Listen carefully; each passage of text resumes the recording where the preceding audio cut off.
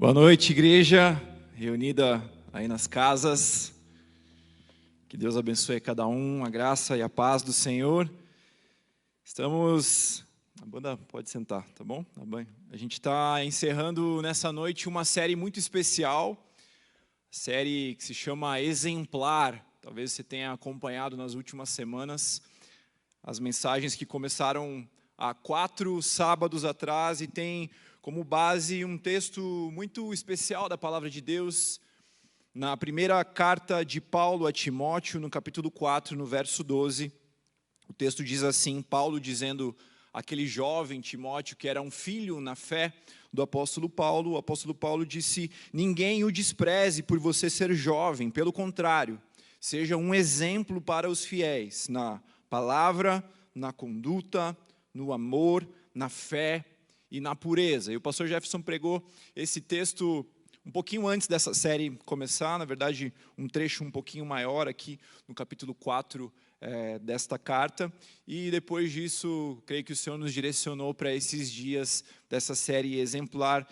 Se você não esteve com a gente, ou se você esteve, eu quero relembrar muito rapidamente o que foi cada um desses textos para você, cada um desses temas, cada um desses sábados, para você se contextualizar e a gente partir junto para o nosso desafio da noite. Lá no início, o pastor Daniel pregou sobre sermos exemplares na palavra de Deus.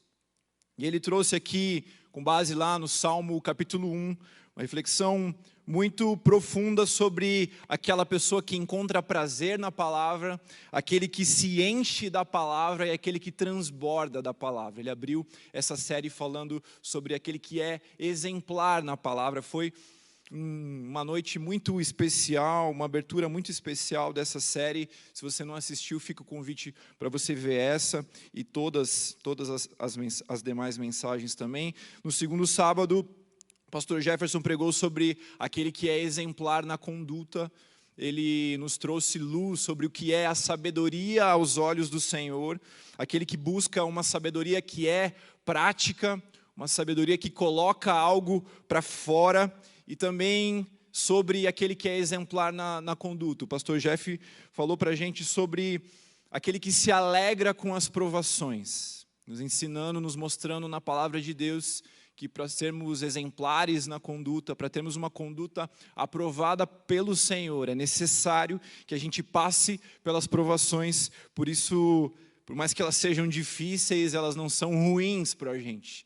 Elas têm como objetivo nos aprovar e nos levar a um outro nível de relacionamento com Deus e na nossa conduta. O pastor João pregou no terceiro sábado sobre aquele que é exemplar na fé. Falou sobre uma fé que constrói, sobre uma fé que é capaz de enxergar algo do nada. Ele falou sobre a fé que coloca para fora, que fala, que compartilha daquilo que está dentro. E por fim falou de uma fé que também se torna prática e que produz um bom testemunho nas nossas vidas. E na semana passada, de novo, o pastor Jefferson falou sobre o tema exemplar na pureza. Falou sobre os perigos da contaminação. A contaminação é o oposto da pureza. A pureza tem a ver com aquilo que não é misturado, que não tem uma mistura, que não é contaminado. E ele falou sobre os perigos da contaminação nas nossas vidas.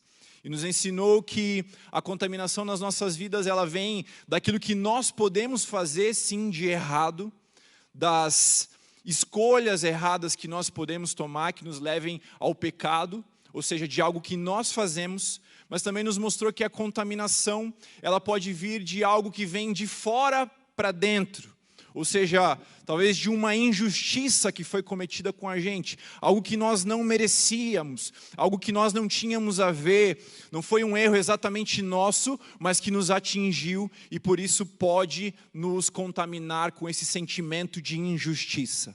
Então o pecado é algo que vem dentro, o sentimento de injustiça, algo que vem de fora até nós e nos ensinou que nós somos purificados por meio do sangue de Jesus e por meio do fogo do Espírito Santo. E que a gente alcança, que a gente aperfeiçoa esse processo por meio do nosso tempo com Deus no secreto, orando, meditando na palavra, é que nós somos purificados. Isso é um breve resumo dessa série. Você fica convidado, como eu falei, a ver todas as mensagens que a gente teve até aqui. E hoje eu encerro, você já sabe, já tem um spoiler aí no título da mensagem no seu YouTube, com o tema Exemplar no Amor.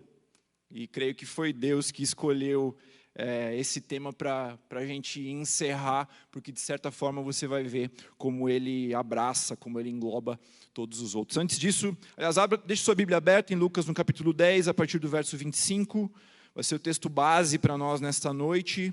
Lucas 10, 25, antes disso, vamos orar aí já com a sua Bíblia aberta, com o seu caderno, com sua caneta aberta. Anote aquilo de especial que você for entendendo da parte de Deus. Tenho certeza que vai ser uma noite em que você vai ser abençoado e em que mais uma vez você vai sair equipado em nome de Jesus para ser alguém mais parecido com Ele. Vamos orar, Pai. Eis aqui a Tua palavra, que é a verdade, Pai. A Tua palavra que nos traz esperança, que nos traz direção. Senhor, em nome de Jesus, nos guie no Teu amor nessa noite. Jesus, nos guie no Teu amor, nos leve em direção a Ti, nos leve no nosso espírito para uma caminhada, para um passeio com o Senhor nessa noite, Pai, e que a gente contemple de perto o Teu amor de uma forma como até aqui a gente ainda não contemplou, Pai. Que seja assim em nome de Jesus. Espírito Santo, traga luz, traga discernimento, traga revelação sobre essa palavra em nome de Jesus, e que cada um de nós, que a gente saia desse tempo com um coração aquecido, queimando, Pai, de desejo por Te amar mais e por conhecer mais do Teu amor perfeito que nos alcança em nome de Jesus. Amém. Vamos ler Lucas capítulo 10, a partir do verso 25. Estou aqui com a minha versão NAA, você pode acompanhar aí na sua tela NAA também, ou acompanhe pela sua Bíblia. Talvez tenha um título aí na sua Bíblia, O Bom Samaritano. É o que com frequência a gente vê para esse texto. Tá bom? A gente vai ler o texto todo, preste bastante atenção nos detalhes aqui, que todas as aplicações dessa noite vão ser em cima deste texto. A partir do verso 25, e eis que certo homem, o intérprete da lei, ele se levantou com o objetivo de pôr Jesus à prova e lhe perguntou: Mestre, o que farei para herdar a vida eterna? Então Jesus lhe perguntou: o que está escrito na lei? Como você a entende? E a isso ele respondeu: ame o Senhor, o seu Deus, de todo o teu coração, de toda a tua alma, com todas as tuas forças e com todo o teu entendimento. E ame o seu próximo como você ama a si mesmo. Então Jesus lhe disse: você respondeu corretamente. Faça isso e você viverá. Mas ele, querendo justificar-se, perguntou a Jesus: quem é o meu próximo? E Jesus prosseguiu dizendo: um homem descia de Jerusalém para Jericó e caiu nas mãos de alguns ladrões. E estes, depois de lhe tirarem a roupa e lhe causarem muitos ferimentos, retiraram-se, deixando-o praticamente morto. Por casualidade, um sacerdote estava descendo por aquele mesmo caminho, e vendo aquele homem, passou de lado, passou de longe. De igual modo, um levita descia por aquele lugar, e vendo, passou de longe. Certo samaritano, que seguia o seu caminho, passou perto do homem, e vendo, compadeceu-se dele. E aproximando-se, fez curativos nos ferimentos dele, aplicando-lhes óleo e vinho. E depois colocou aquele homem sobre o seu próprio animal, e levando-o para uma hospedaria, e tratou dele. E no dia seguinte separou 2 denários, e os entregou ao hospedeiro, dizendo: cuide deste homem, e se você gastar algo a mais, eu farei o reembolso quando eu voltar. Então Jesus perguntou: qual destes 3 lhe parece ter sido o próximo do homem que caiu nas mãos dos ladrões? E o intérprete da lei respondeu: o que usou de misericórdia para com ele. Então Jesus lhe disse: vá e faça o mesmo. Vá e faça o mesmo. 5 lições para você anotar, para você guardar no seu coração, que devem ser exercidas por alguém que deseja ser conhecido como alguém que é exemplar no amor. E 5 lições que nós extraímos desse texto, como nós vimos. A primeira delas, precisamos entender que o amor, ele é um fundamento. O amor, ele é um fundamento, ou seja, ele é a base que sustenta toda a nossa prática. Tudo aquilo que nós fazemos, tudo aquilo que nós buscamos, o que nós buscamos ser, o nosso desejo de sermos exemplares em alguma área, em alguma coisa das nossas vidas, tudo isso deve ter como um fundamento o amor. Eu quero olhar rapidamente por essa mensagem e localizar algumas pessoas aqui dentro. Primeiro, eu creio que nessa mensagem nós localizamos alguém que é exemplar na palavra, como nós vimos lá na primeira mensagem da nossa série. Aquele que é conhecido como um mestre da lei, como um intérprete da lei. Veja, a profissão desse homem era interpretar a lei. Se existia alguém que era conhecido por ser exemplar na palavra, era um mestre da lei. Nós vemos esse homem aqui nessa passagem, conversando com Jesus. Nessa passagem nós encontramos alguém que é exemplar na sua conduta, o que talvez seria reconhecido naquele tempo como alguém exemplar na sua conduta, um sacerdote, alguém que servia no templo, um líder espiritual do povo, alguém que apresentava as demandas do povo a Deus. Sem dúvida, esse homem era visto pelas pessoas como um homem exemplar na sua conduta e também como um homem exemplar na sua fé.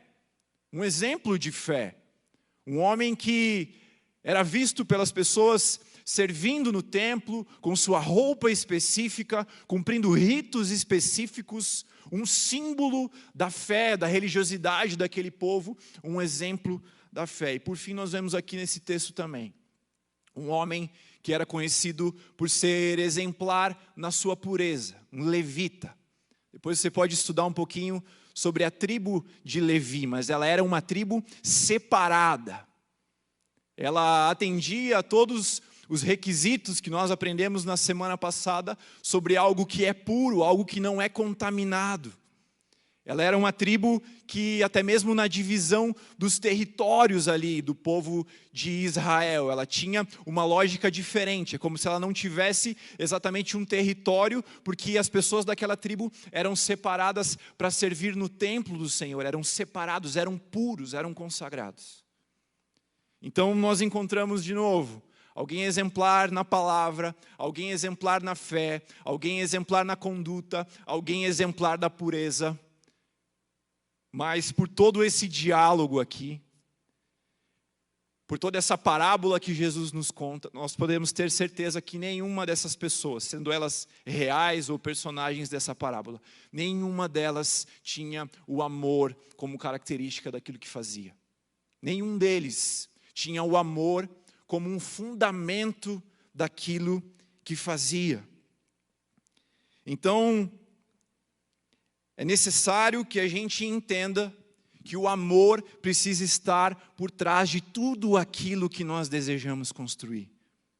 Ele é um fundamento. Veja em Efésios, no capítulo 3, entre o verso 17 e 19, nós vemos exatamente essa expressão, amor como um alicerce, como um fundamento. Vamos ler. E assim pela fé, que Cristo habite, que Ele more no coração de vocês, estando vocês enraizados e alicerçados em amor, isto para que com todos os santos vocês possam compreender qual a largura, o comprimento, a altura e a profundidade, e conhecer o amor de Cristo que excede todo o entendimento. Agora veja qual é a consequência de sermos enraizados e alicerçados em amor. Para que vocês fiquem cheios de toda a plenitude de Deus. O amor é um alicerce. O amor, ele é uma raiz. Alicerçados e enraizados em amor. Nós vemos todo um desenvolvimento aqui nessa passagem que nos leva ao fim dela, que nos mostra para que fiquem cheios de toda a plenitude de Deus. Se você deseja viver a plenitude de Deus, que passa pelo conhecimento de quem Jesus é, que passa pelo conhecimento da obra de amor de Deus lá naquela cruz e a cada dia sobre a minha e sobre a sua vida, que passa pela compreensão de quem nós somos hoje, qual o nosso papel hoje, quais os propósitos de Deus para as nossas vidas hoje. Se você deseja ficar cheio de toda a plenitude de Deus, é necessário que o amor seja o fundamento da sua vida. Um fundamento de tudo aquilo que você faz, um alicerce de tudo aquilo que você constrói e deseja construir. Isso fica muito claro também, talvez uma das passagens da Bíblia mais conhecidas sobre o amor.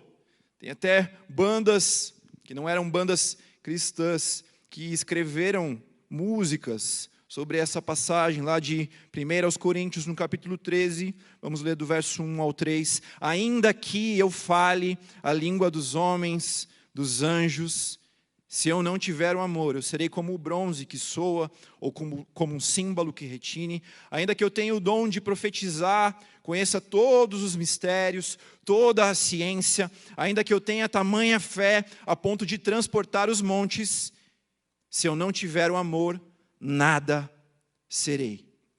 Ainda que eu distribua todos os meus bens aos pobres, ainda que eu entregue o meu corpo para ser queimado, se eu não tiver o amor, isso de nada me adiantará. Eu creio que isso também aponta para algo que nós aprendemos, ou que nós relembramos na semana passada também, na mensagem que fala sobre sermos exemplares na pureza. O resultado para Deus não é suficiente. Veja, no mercado de trabalho, no mundo corporativo, talvez nos negócios, talvez na política, impera a lógica de que o que importa é o resultado. Talvez você já tenha ouvido a frase: eu não quero saber se o pato é macho, eu quero o ovo aqui em cima da minha mesa. Não quero saber como vai ser o processo, eu quero o resultado. E às vezes a gente tenta trazer essa lógica para o nosso relacionamento, para a nossa vida com Deus, achando que Deus se impressiona com o nosso resultado, achando que Deus se impressiona com a nossa performance. Talvez uma oferta que você deu para alguém, uma roupa que você deu para alguém, uma cesta básica. Talvez você que serve na igreja, cantou uma música muito bem, tocou uma música muito bem, pregou uma mensagem que foi elogiada. Talvez você imagine que isso é sinônimo de aprovação diante de Deus. Mas o que a palavra de Deus nos mostra é que se não tiver o amor, de nada valerá. Por isso o amor deve ser um fundamento de tudo aquilo que nós fazemos. Inclusive de tudo aquilo que nós fazemos na nossa dinâmica como igreja. Nós não podemos esquecer disso. Daquilo que nós fazemos no nosso dia a dia no trabalho, nas nossas relações, da forma como nós buscamos, encaramos sucesso. Nós não podemos esquecer isso. O amor é um fundamento. Sem o amor, nada do que fazemos tem valor.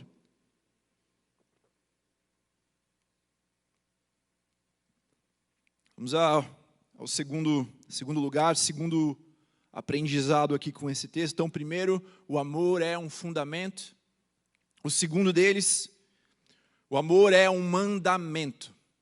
Em outras palavras, para mim e para você que desejamos seguir a Cristo, o amor não é uma opção, ele é um mandamento. Nós vemos isso no verso 27 e 28, o próprio mestre da lei cita isso a Jesus, quando ele responde: ame o Senhor o teu Deus de todo o teu coração, de toda a tua alma, com todas as tuas forças, todo o teu entendimento, e ame o seu próximo a si mesmo. E Jesus responde: você respondeu corretamente. E aqui entrando um pouquinho nos detalhes do texto, no contexto desse texto, a resposta de Jesus é muito sutil. Primeiro, aquele homem, ele faz a pergunta inicial: o que farei para herdar a vida eterna? Tentando colocar Jesus à prova diante do povo. E a resposta de Jesus é muito sutil. Ele fala: você respondeu corretamente, faça isso e viverá. Por trás dessa frase, faça isso, viverá, Jesus estava falando: você ainda não faz isso. que você acabou de falar. E é por isso que no verso seguinte, a resposta é: mas ele querendo justificar-se.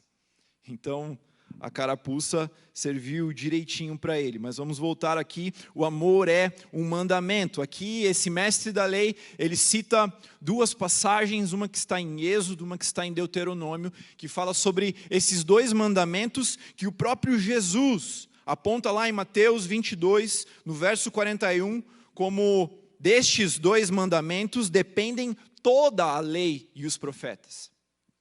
Então, toda a lei e tudo aquilo que nós vemos que está escrito nos livros dos profetas depende desse fundamento, desses dois mandamentos, como nós vimos no ensinamento anterior.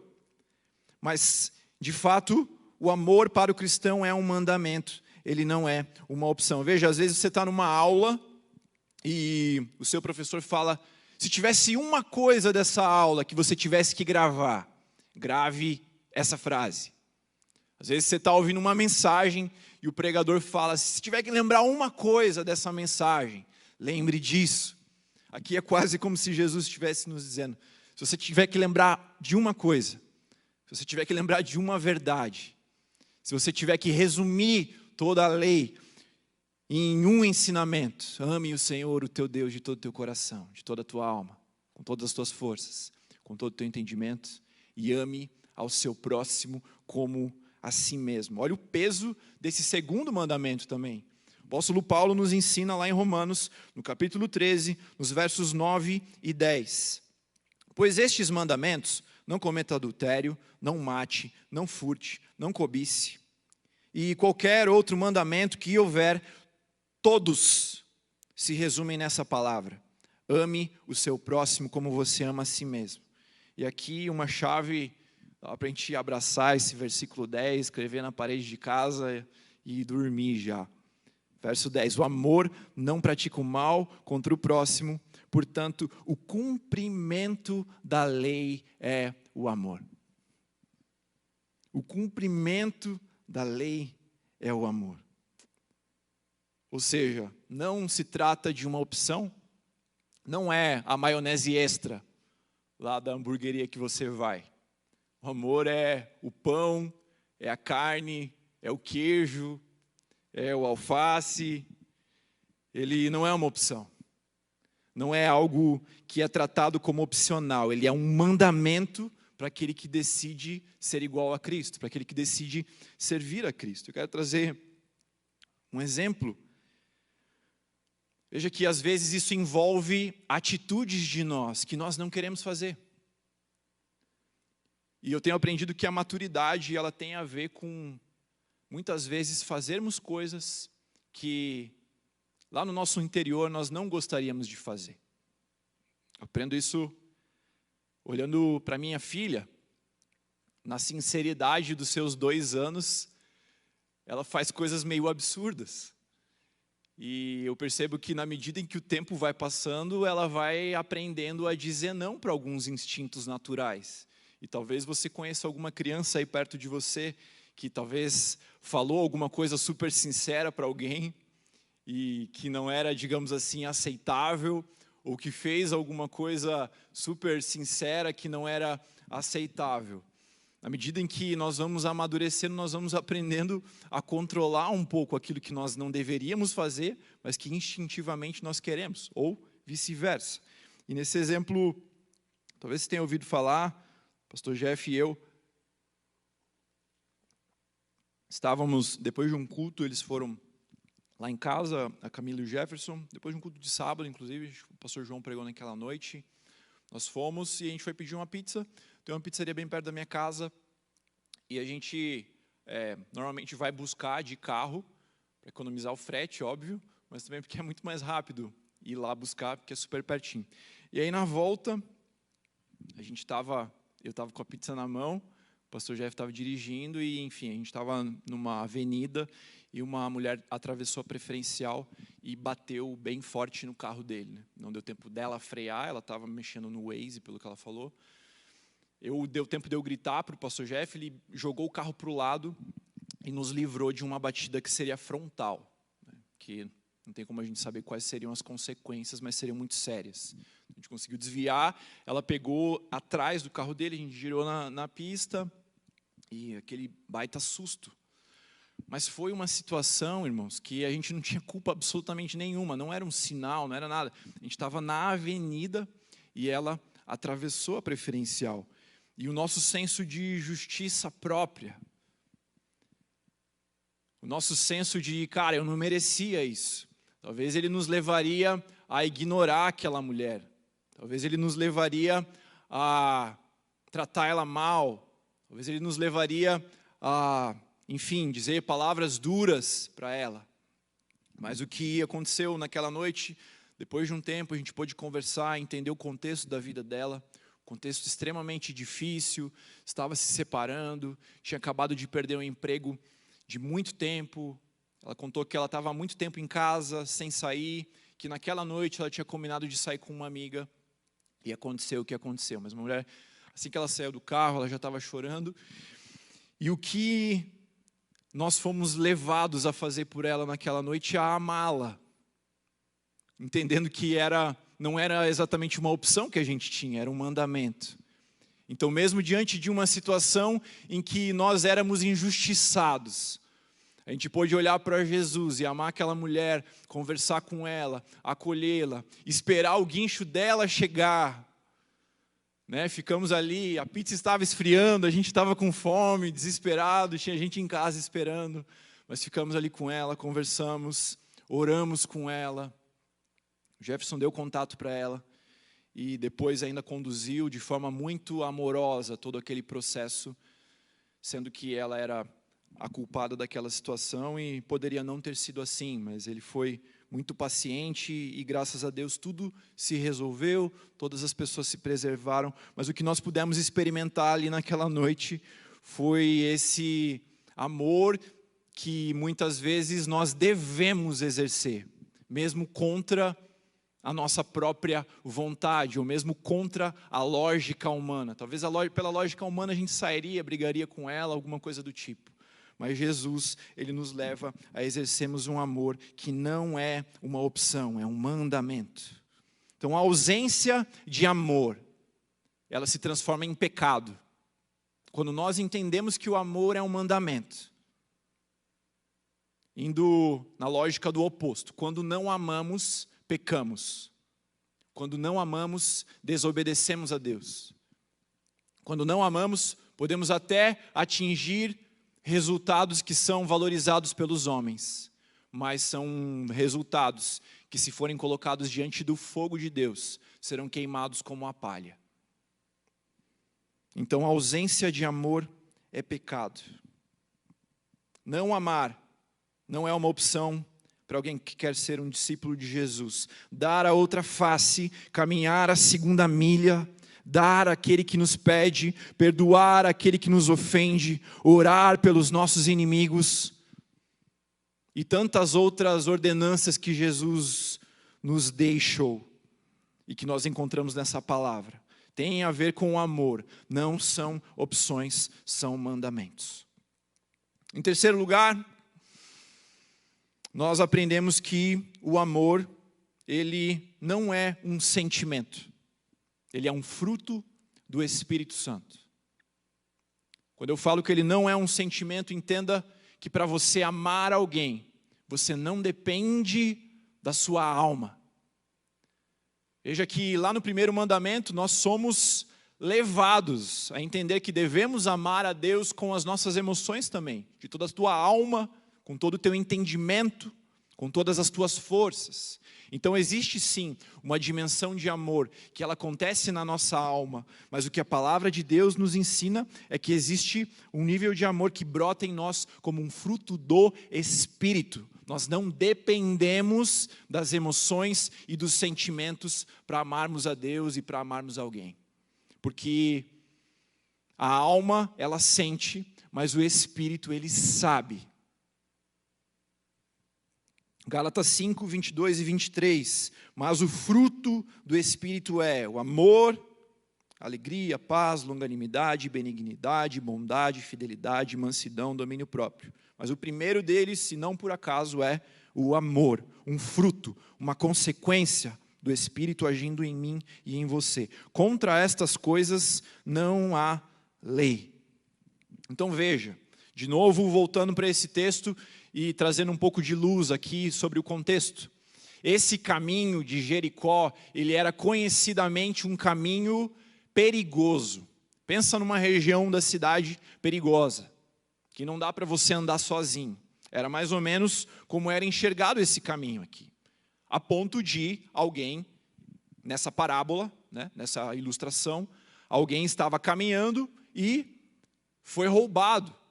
Ele teve as suas roupas roubadas, ele foi espancado e ele foi roubado. E estava à beira do caminho. Então era, sim, um lugar perigoso. As pessoas sabiam que se tratava de um lugar perigoso. E o sacerdote passa, de certa forma, genuinamente. Provavelmente tinha os seus compromissos no templo. Não podia encostar em alguém que estava ferido. Ele não sabia se era um estrangeiro, se era alguém que o deixaria cerimonialmente impuro. Da mesma forma, o levita tinha ótimas justificativas para passar adiante. Mas aquele samaritano, que eu quero te lembrar, era um povo inimigo do povo de Deus, dos judeus. Os samaritanos eram vistos como impuros. Existiam tradições que afastavam aqueles religiosos que estavam ao redor da estrutura religiosa de Jerusalém dos samaritanos. Então, Jesus pega aquele que seria a escória para os seus ouvintes. E ele nos conta que um samaritano, mesmo conhecendo os riscos, mesmo sabendo que ele poderia estar sendo vítima de um golpe, ou mesmo sabendo que aquele lugar era um lugar perigoso, ele disse sim para uma voz no seu interior, e disse não para suas emoções, disse não para as circunstâncias, parou e amou aquele homem. Eu creio que ele não simplesmente sentiu vontade de parar, mas algo o levou a decidir parar. E o que é esse algo que me leva e te leva a decidir parar? Ou que às vezes dá um clique na nossa mente, às vezes nos dá uma direção, um sopro. Eu te dei a dica agora, lá em João 3, no verso 8. É interessante que às vezes a gente cita essa passagem, o início dessa passagem, dizendo que o Espírito é como o vento, que sopra onde quer e para onde quer. Mas veja o que diz essa passagem de João 3,8. O vento sopra onde quer, você ouve o barulho que ele faz, mas ele não sabe de onde vem e nem para onde vai. Assim é todo aquele que é nascido do Espírito. Não é simplesmente o Espírito. Nós sabemos que a palavra de Deus usa o vento como um símbolo do Espírito. Na origem da palavra Espírito está a palavra vento, a palavra sopro também. Mas aqui esse texto ele nos mostra que aquele que é nascido do Espírito é como o vento, que nós não sabemos de onde vem e para onde vai. Ou seja, meus irmãos, nós que decidimos seguir a Jesus, a nossa agenda não pertence a nós mesmos. Se nós dizemos que somos guiados pelo Espírito, nós somos como o vento, que nós não sabemos de onde vem e para onde vai. Isso não exclui a importância dos planos nas nossas vidas, isso não exclui a importância da organização, do planejamento, mas nós a todo instante devemos estar devemos consagrar o nosso dia, os nossos momentos a Deus, a nossa semana a Deus, o nosso futuro nas mãos do Espírito Santo, sabendo que Ele tem o controle para transformar a nossa agenda. Ele tem o controle para mudar os nossos encontros. Ele tem o controle para dizer diante de uma situação como essa, para a gente parar e cuidar de alguém. Isso é só o Espírito que pode fazer. É só o Espírito Santo. Talvez você já tenha vivido situações assim, em que também você não queria fazer algo, mas você percebe algo dentro de você que te leva a fazer, e depois que você faz, você fica feliz por ter feito. uma oferta, talvez, será que era para eu fazer? Você vai e faz, e depois que você vê o desdobramento, você fica satisfeito com a certeza que você foi usado pelo Espírito. Ou talvez um Basileia da vida, que você não queria ir, mas que você decidiu ir, você sentiu que existia algo dentro de você te direcionando, você percebeu que existia algo dentro de você direcionando para ir, você vai e é usado de forma muito específica por Deus. Eu vivi algo parecido também num Basileia, bem no começo do ano. Um querido que talvez era uma das pessoas mais improváveis para eu abordar ali naquela noite. E eu, inclusive, creio que ele está nos ouvindo agora, porque eu mandei o link para ele acompanhar, ele disse que ia acompanhar.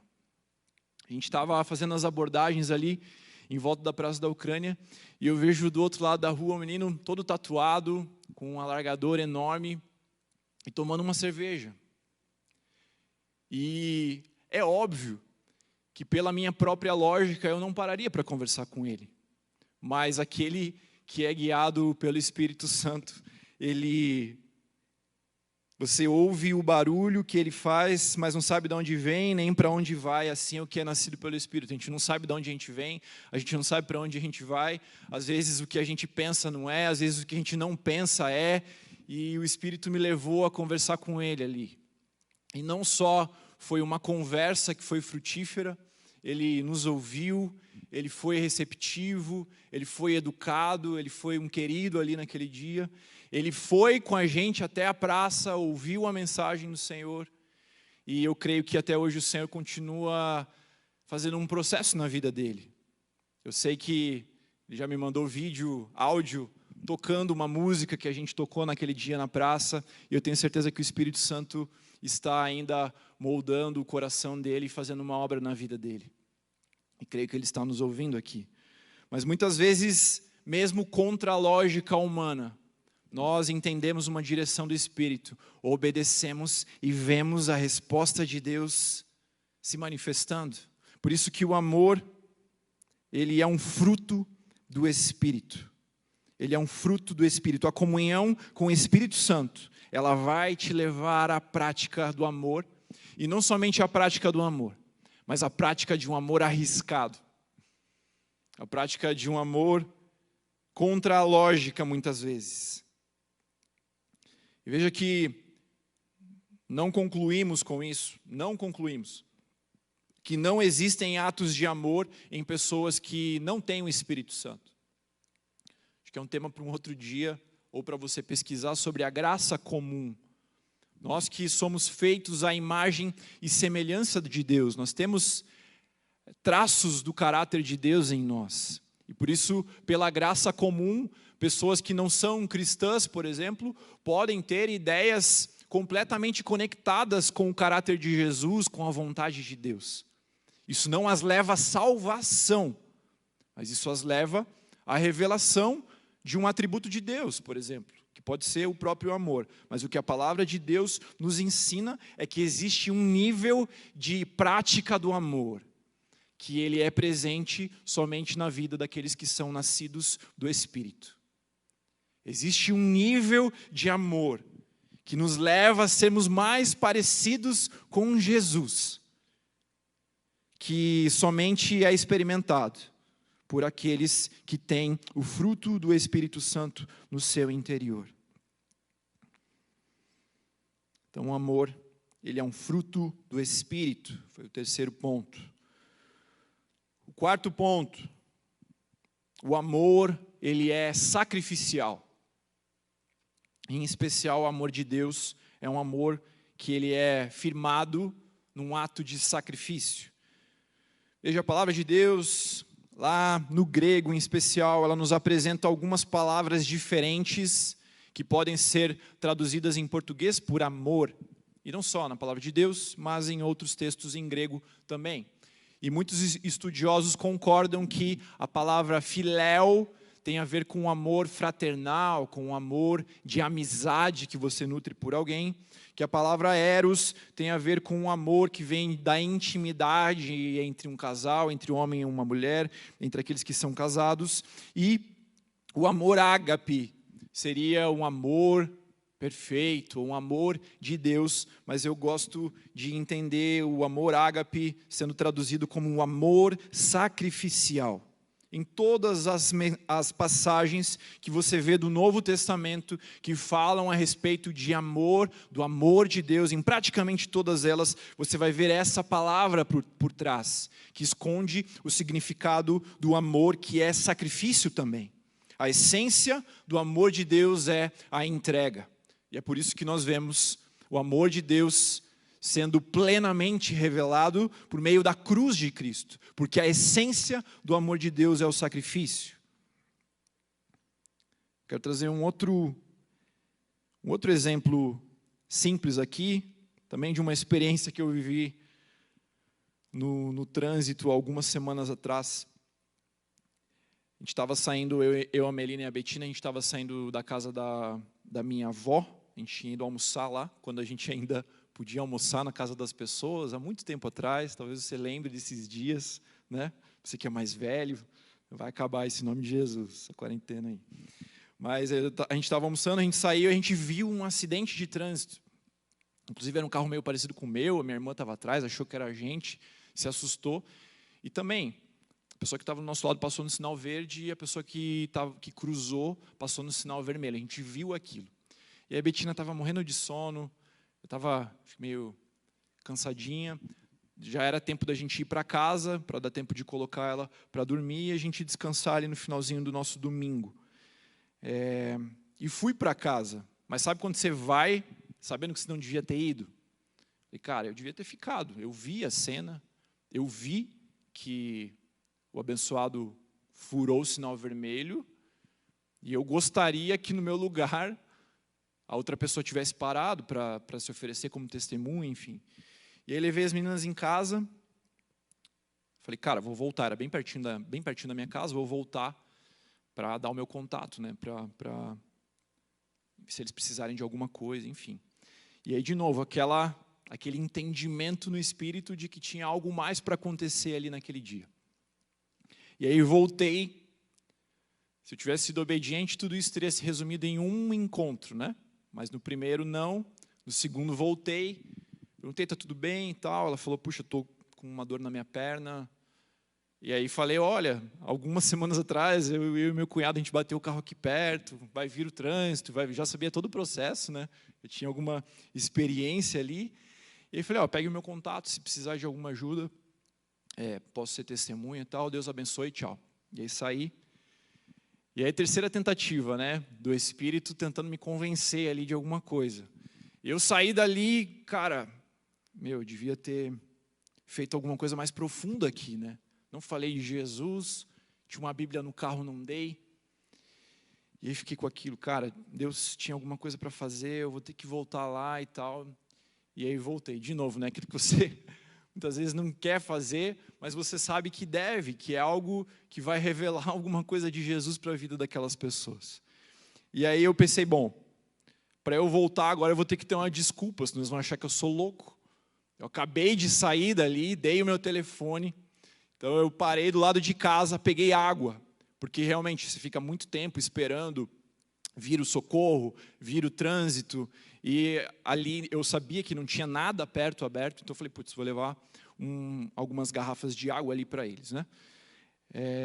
E aí voltei, levei e lembrei que eu tinha uma Bíblia do Basileia lá no meu porta-luvas e tinha um folder desse aqui, que a gente distribui, que é João 3,16, com o endereço da Alameda atrás.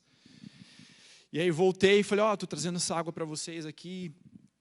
E ali Deus abriu a porta, né, para perguntar como eles estavam, para lembrar que Jesus estava com eles, mesmo naquele momento de dificuldade. Era um momento difícil, acho que ela estava querendo trocar de carro, estava sem seguro, o abençoado que furou o sinal, né, não tinha seguro também.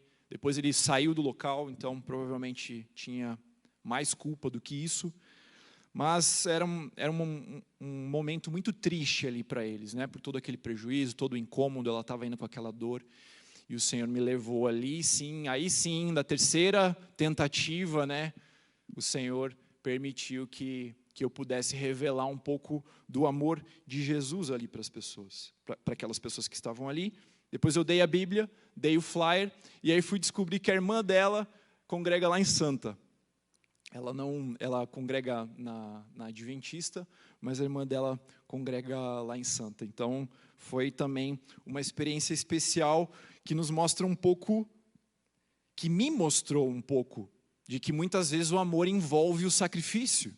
Envolve você abrir mão de um tempo no domingo à tarde, assistindo televisão, assistindo Netflix, para voltar e para abençoar alguém, para ser voz do amor de Jesus sobre a vida de alguém, que se conecta com o anterior. O amor é um fruto do Espírito, ele não tem a ver com um sentimento, que se conecta com o ponto anterior, que o amor ele é um mandamento, ele não é uma opção para nós.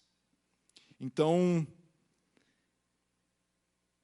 tem muita coisa profunda para a gente aprender sobre o amor de Deus, conceitos profundos, figuras profundas. Mas, meu irmão, em última instância, o amor é algo prático. O amor ele é colocado para fora por meio de atitudes. Ele é demonstrado por meio de atitudes.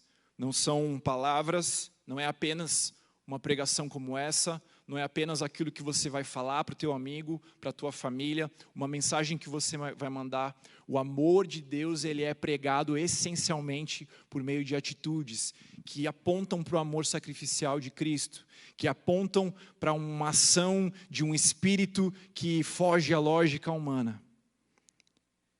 E que aponta para que existe algo que governa as nossas vidas e que nos faz muitas vezes a fazer coisas que nós originalmente não faríamos, mas que lá no final a gente fica muito feliz por ter feito.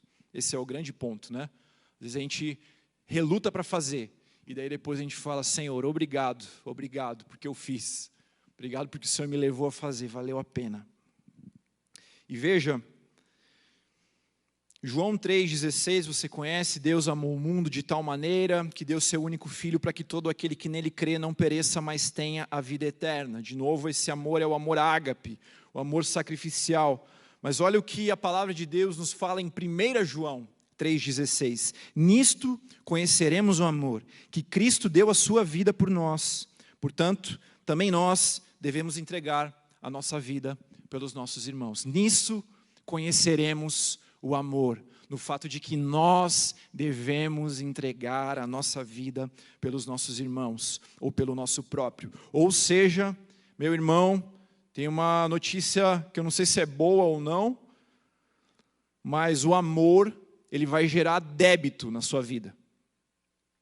Ele não vai gerar prejuízo, eu creio. O prejuízo é a soma dos créditos e dos débitos. Mas o amor, ele vai gerar débitos na tua conta aí, na tua vida. O que eu quero dizer com isso? Para a gente amar o amor sacrificial, ele vai necessariamente custar algo de mim e de você. Talvez ele custe o nosso orgulho quando nós decidimos perdoar alguém que a gente não queria perdoar. Talvez ele custe dinheiro quando nós decidimos dar uma oferta para alguém que está precisando, que nós sabemos. Talvez ele custe tempo quando nós decidimos abrir mão de um pedacinho do nosso domingo para socorrer alguém que nós não conhecemos. O amor, ele vai gerar um débito em você. Ele vai arrancar alguma coisa de você. E é por isso que o apóstolo Paulo fala em Romanos 13:8, não deveis coisa alguma a ninguém a não ser o amor. Você deve o amor ao teu próximo. Não deva nada a não ser o amor. Enquanto a gente viver, nós temos dívidas de amor com pessoas que estão perto de nós. Nós temos a responsabilidade, o dever de revelarmos a Cristo por meio de um amor que nos custa coisas. O samaritano se entregou. Aquele ato custou algo para ele. Ele correu risco, ele investiu o seu tempo. Ele pagou a noite daquele homem naquele lugar de hospedagem. Depois ele deixa mais 2 denários, que eram mais ou menos 2 dias de trabalho. Você imagina aí uns R$300, 2 dias de um trabalho de uma diarista. Ele deixou esse dinheiro lá. Falou, olha, se tiver mais despesa, depois eu passo aqui e pago. O amor custou algo para ele. E o amor, ele custa algo de nós, porque o amor, na essência, ele é sacrificial.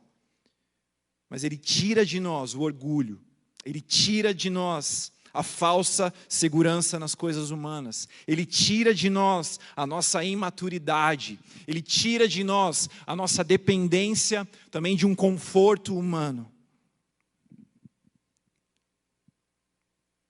E talvez você que já é casado, está entendendo um pouquinho melhor isso tudo do que um solteiro. Talvez você que já tem filho, está entendendo um pouquinho melhor sobre isso do que alguém que casou. A gente tem filho talvez um dos pontos altos do amor sacrificial. É a fralda, não quero trocar, problema é seu, vai ter que trocar. É acordar de madrugada muitas e muitas vezes para atender. É aquele amor que você não tem opção. Você simplesmente tem que fazer, tem que colocar aquilo para fora.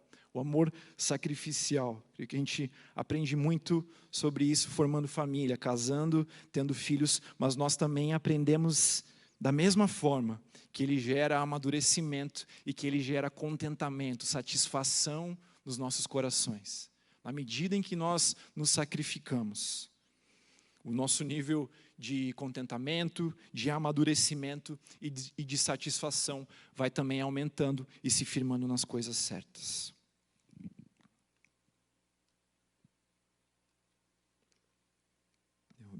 Está comigo? Diga amém. Tem bastante gente aqui até.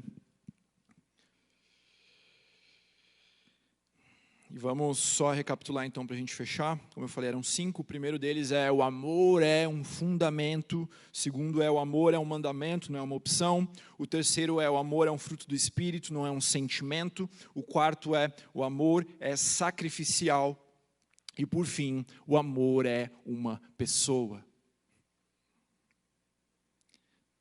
Veja, querido, nessa passagem aqui, lendo essa passagem do Bom Samaritano, creio que existem aplicações para mim e para a sua vida, se a gente se colocar no lugar do mestre da lei.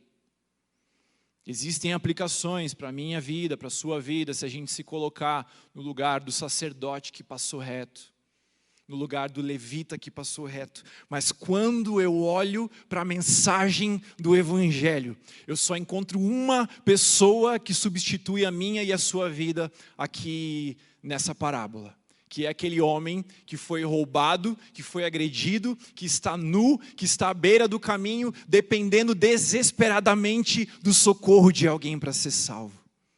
Assim é a minha vida, assim é a sua vida.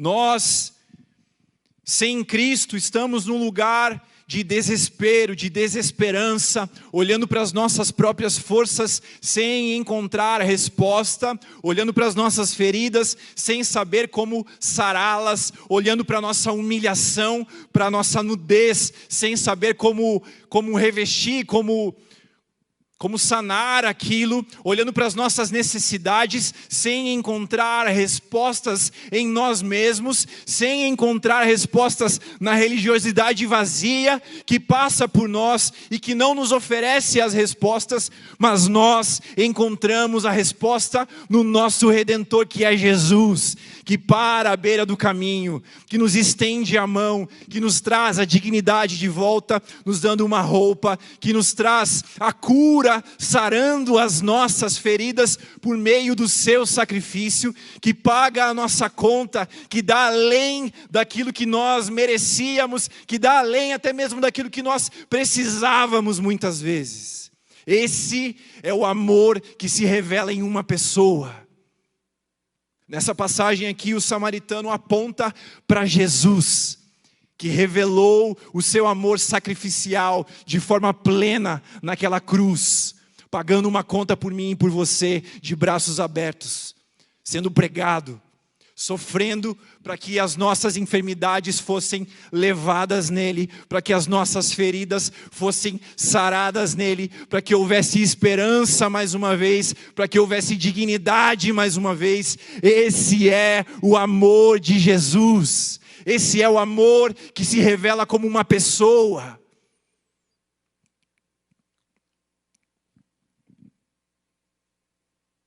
Jesus é a nossa maior referência no amor. Jesus é aquele que nós podemos apontar e falar, esse é o nosso exemplo de amor, esse é aquele que para nós é exemplar no amor. E veja, se Jesus aqui na passagem dessa conversa com o mestre da lei, olha para o samaritano e fala, vai e faça o mesmo que o samaritano. Deus está olhando para mim e para você nessa noite, apontando para Jesus e falando, vá e faça o mesmo. Vá e faça o mesmo. Vá e ame sacrificialmente. Vá e ame como uma decisão, como um guerreiro, como uma guerreira. Vá e ame apesar das circunstâncias. Vá e ame mesmo que isso te custe tempo, mesmo que isso te custe dinheiro, mesmo que isso te custe conforto, mesmo que isso custe o seu orgulho. Vá e ame, vá e faça o mesmo. Revele o amor que foge à lógica do mundo, para que as pessoas olhem para a tua atitude e entendam o amor de Jesus. Não tem a ver conosco. Eu contei esses exemplos aqui da minha vida, poderia ter contado outros exemplos. Não tem a ver comigo, meu irmão. Tem a ver para um amor que um dia transformou a minha vida, que um dia me encontrou, que um dia me resgatou da beira daquele caminho. Tem a ver com um amor que um dia mudou a minha história, que um dia colocou senso de propósitos na minha existência. E por isso, tudo aquilo que eu faço, eu posso dizer, Pai, eu quero fazer para o Senhor. Mesmo que hajam tentativas no meio desse caminho em que eu tenha falhado. Para esses dois testemunhos lindos, talvez tenham outros tantos que eu falhei, ou que eu disse não para a voz dele. Mas para aquilo que nós fazemos, para aquilo que nós somos aprovados, que tudo isso aponte para Jesus, que é o amor. Que tudo isso aponte para o amor em pessoa. E é por isso que Jesus, em João 3, a banda já pode subir. Em João 3, no verso 34, ele nos dá um novo mandamento. Veja, nós vimos 2 mandamentos que resumem a lei. 2 mandamentos que são entendidos como os principais. Amar a Deus acima de todas as coisas e o próximo como a nós mesmos. Mas veja qual é o novo mandamento. Em João 13, 34, Jesus diz, eu lhes dou um novo mandamento. Que vocês amem uns aos outros, assim como eu vos amei. Que vocês também amem uns aos outros. Jesus, aquele que é o nosso maior exemplo de amor, falando, me copiem, assim como eu vos amei. Amem uns aos outros. E se a gente conseguir, nas nossas atitudes, pequenas ou grandes, responder a esse mandamento, naturalmente nós vamos poder dizer para as pessoas, está vendo isso que eu fiz? Está vendo esse testemunho? Assim como eu te amei, na verdade esse é o amor de Jesus para com você. Não é um amor que nasce de mim mesmo, é um amor que vem dele, é um amor que aponta para um nome, é um amor que tem um nome. E é por isso que você não viu aqui atrás a palavra amor. Você viu aqui atrás um nome. O amor tem um nome. E ele se chama Jesus. E eu quero fazer 2 orações aqui nessa noite. A primeira delas é talvez você se sinta como aquele homem da parábola, jogado à beira do caminho. Um homem, uma mulher jogado à beira do caminho. Se sentindo envergonhado pela tua história. Se sentindo nu pelos teus fracassos. Se sentindo ferido na sua alma por pessoas que passaram pelo teu caminho, deixaram marcas, se sentindo fracassado pelas vidas que talvez você tenha marcado com as tuas falhas. Talvez você esteja à beira do caminho olhando para você mesmo sem encontrar as respostas necessárias para se levantar e continuar o teu caminho. continuar a tua jornada. Talvez você já tenha tentado, por meio da religiosidade vazia, tentar as respostas, mas não encontrou. Nesta noite, Jesus está passando pelo seu caminho. Não simplesmente o samaritano, mas Jesus está passando pelo teu caminho. Ele quer sarar as tuas feridas. Ele quer pagar a tua conta que você nunca poderia pagar, que você não merecia que fosse paga. Ele quer restabelecer a tua dignidade, quer te dar vestes novas, quer que você seja conhecida como filho, filha de Deus, por meio do amor desse Pai que se revela plenamente em Jesus. E talvez você também esteja olhando para tudo aquilo que nós falamos e reconhecendo: Pai, eu quero nessa noite, eu quero ser levado a esse nível de ser alguém exemplar no amor, como Jesus. O amor tem um nome, Jesus. Que esse amor seja pregado por meio das minhas ações. Talvez arrependimento esteja brotando no teu coração por coisas que você poderia ter feito e não fez, por coisas que você deveria ter evitado e não evitou. Essa é uma noite de reencontro com Deus, uma noite de redirecionamento e uma noite de salvação em nome de Jesus. Se você deseja orar entregando a tua história, a tua vida para esse Jesus, clamando: Jesus, me resgate da beira desse caminho, mas seja o Senhor da minha vida, seja aquele que governa a minha história, seja aquele que governa os meus dias. Eu reconheço que do meu jeito não tem dado certo, mas eu quero caminhar do teu jeito, Jesus. Se você reconhece isso, em nome de Jesus, se identifique aí agora, no YouTube, onde quer que você esteja ouvindo. Diga: eu quero receber esse Jesus. Alguém vai entrar em contato com você, falar um pouco mais sobre esse processo, como nós podemos caminhar junto com você nele. E se você deseja esse segundo apelo, essa segunda oração, se você deseja ser exemplar no amor como Jesus, se há coisas específicas que o Espírito Santo falou ao teu coração a respeito disso, ou coisas que você quer trazer como um arrependimento e ser limpo nessa noite, olhando para frente e sabendo que existem coisas novas para serem feitas por meio das tuas mãos, sabendo que há um amor a ser revelado por meio das tuas mãos. Se você quer isso também, vamos orar juntos. Coloque a mão aí no seu coração, na sua casa agora. Vamos orar, vamos cantar e assim você está abençoado. Pai, em nome de Jesus, obrigado por essa noite, e mais do que isso, obrigado pelo teu amor. Obrigado por essa história de amor que é o teu evangelho, Pai. Obrigado porque é algo que nunca poderia ter sido pensado por mentes humanas, Pai. É algo tão perfeito, algo tão puro, Pai. Obrigado, Senhor, porque nós temos acesso a essa palavra de forma tão livre na nossa nação, Pai. Pai, em nome de Jesus, abençoe aqueles que se encontram, que olham para si mesmos, se veem à beira desse caminho, Pai, clamando por ajuda, clamando por resposta, olhando para si mesmos e sabendo que a resposta não está dentro deles. Pai, em nome de Jesus, nós declaramos que Jesus está visitando essas pessoas agora, está resgatando cada uma delas da beira desse caminho, trazendo uma nova história, uma nova direção em nome de Jesus. Sobre aqueles que, como eu, se levantam, Pai, nós dependemos do Teu Espírito Santo para sermos exemplares em amor. Pai, em nome de Jesus, eis-nos aqui. Renove a porção do Teu Espírito Santo, nos leve além no exercício desse amor que é prático e que não aponta para nós mesmos, que não tem glória em nós mesmos, mas para que aponta para um nome que revela o que é o amor.